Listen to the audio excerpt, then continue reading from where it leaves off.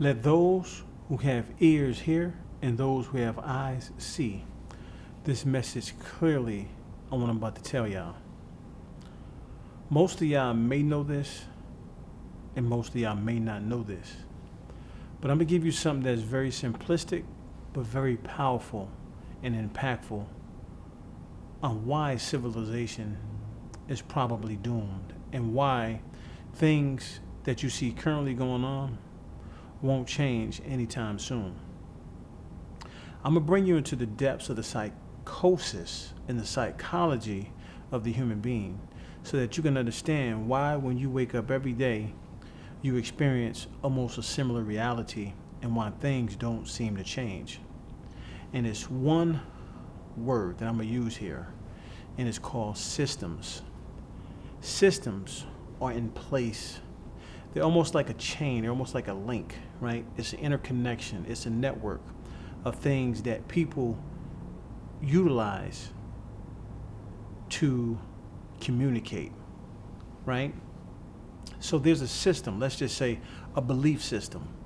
If you have a system and that system is surrounded by belief in something, whatever that belief may be, you know, whether the sky is blue or whether it's orange or whether there's a God or whether there's a devil, whatever that belief system may be, what happens is the interconnection or the network of people who see the same things the same way, that system will inherently run generation after generation after generation.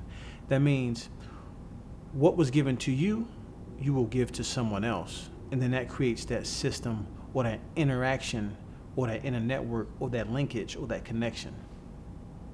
And people generally don't go outside of that system because that system becomes very comfortable towards one way of living.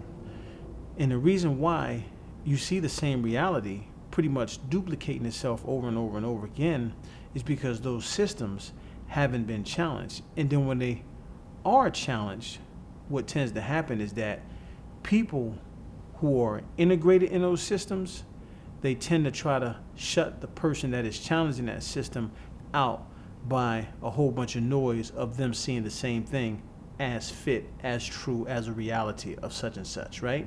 So let's just say, for example, if I'm challenging a group of people or that's operating in a certain system or facet, and I say that, well, the system that you're using is broken and it doesn't do anything to change humanity, or it hasn't done anything to change humanity, and I'm having a conversation with that one said person, that person is going to challenge me based on its belief in this system, right?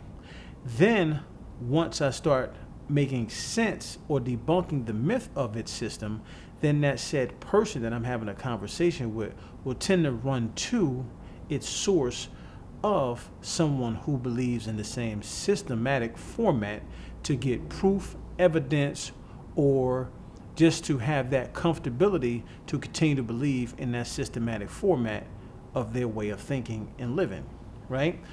So that's why I'm saying to you that the integration of people and the network of people who see things in the same facet and have the same operating systems and the agreement with one another is why the world is doomed and why it'll be very difficult to change the reality of that, because those systems are baked in so deep into the psychosis of the mind that when anything comes different to those said persons, that to see things in a different light, then they will crumble, or they will actually go get multiple people to continue to allow them to operate in comfort of that same system, because that system is all they know and that system is their comfortability.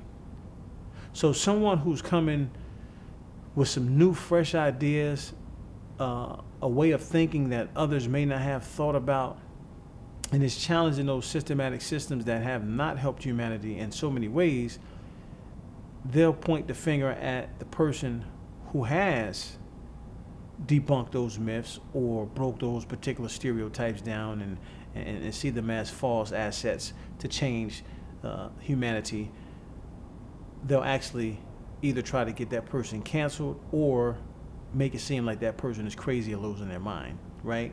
Or that something is wrong with them, right? Because all they know is that system. And that system is operating, it's nonstop. It's constantly running because they're not doing the work of observing, learning the environment that they're in. They're not seeing things for what it is. They're seeing it for what it appears to be. It's like the greatest magician trick, right? Whatever you grew up in, whatever you believe in, that has covered your eyes. It has blinded you to be able to see a reality outside of that. And that is where you get in trouble at. Because there is a reality outside of what you think you believe. Because remember, it's just what you think you believe. And you're set on that belief because that's all you know. But then there's a reality of knowing over believing, right? And there's more power in knowing instead of believing. Because when you believe in, you're dealing with uncertainty, right? Because you're not sure. It's just an acceptance or faith-based thing. I don't have to know or see it. I can just trust it, right? A person who knows that it has to rain in order for it to produce crops knows that they don't have to believe that the rain needs to fall in order to produce crops. It's just that simple. But most people complicate their life by looking at things in a mysterious way versus a knowing way. And that's why humanity is doomed, because you have people out here who are actually waking up or have woken up out of those myths that they actually once were raised in and challenging those things, and the world see them as crazy because they're going against that particular integration of systems, right? That belief system. They're breaking the chain. They broke free from that. When they break free from that, they try to come back and save other people who are still doomed by that, right? And it creates this war, this onslaught of people combating information. So the reality is, if people just pay attention to the reality around them and in them, they'll get the answers. It's not that complicated, right? People complicate things based on their systematic preference or their view versus them looking at the reality of what's in them and what's outside of them, right? The truth is always present if you're paying attention to it, right? The truth is always unpresent when you're not. So when you have spent time, right? And time is an illusion in itself. When you have spent time, just for conversation purposes, when you take that particular set time away and you just spend a little bit with you and you start to unravel these things that were taught to you that really don't make sense, then you start to be set in on a sense of freedom. And that freedom becomes so enlightening that you want to help others reach that focal point of freedom so that we can really get to the meat and potatoes, so to speak, to create change. If you realize the world we live in is problematic, but very simplistic to fix. The problems come from ego, competitiveness, and those things right there allow us to see each other in a different light, right? So if I feel like I'm better than you and I present myself to be better than you, or I work a little harder to be better than you, then I get points by those who are viewing me to say, yes, I'm better than you based on, my resume or my record, right? Which makes no sense. So that keeps us in the loop of creating this society of competitiveness. I have to be better than you. Some people say, oh, that's human nature. No, it's not human nature, right? That's a system in itself, right? You create a competitive system, then that system takes over the mindset of children, then adolescents, then adults. And then that's what creates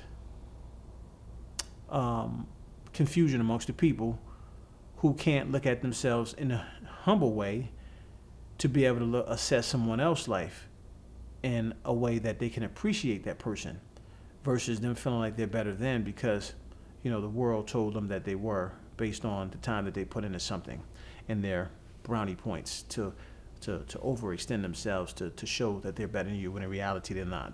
So what I want you guys to gain out of this video, because I don't want to go too deep and stay too long, because I understand that the attention span may not just be there yet, but just take time to realize what I'm trying to tell you in this message is that when you look outside of the systematic way of doing things and thinking, there is a set point of freedom when you let go of those things. And it's a plethora of things. It can be a depression system, right? It can be a health system. It can be a food system, right? All of these systems that we operate in, right? Because they're systems that we're integrated in that keep us locked in, and we all are in them. So we all are fighting to get outside of these systems to reach a totality of freedom, because freedom is freedom, right? Free mind. And when the mind is captivated inside of a system, it can't have freedom, right?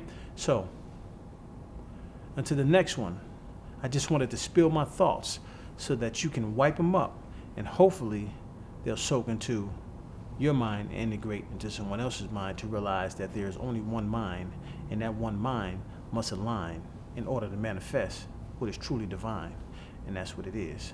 So, peace. Remember, I always tell you, if you exercise supreme consciousness, you'll become supreme being, because supreme being is the highest elevation of all of us, and all of us is one. There's no separation. There's no individuality. And this is what I'm coming to bring and teach you. Peace.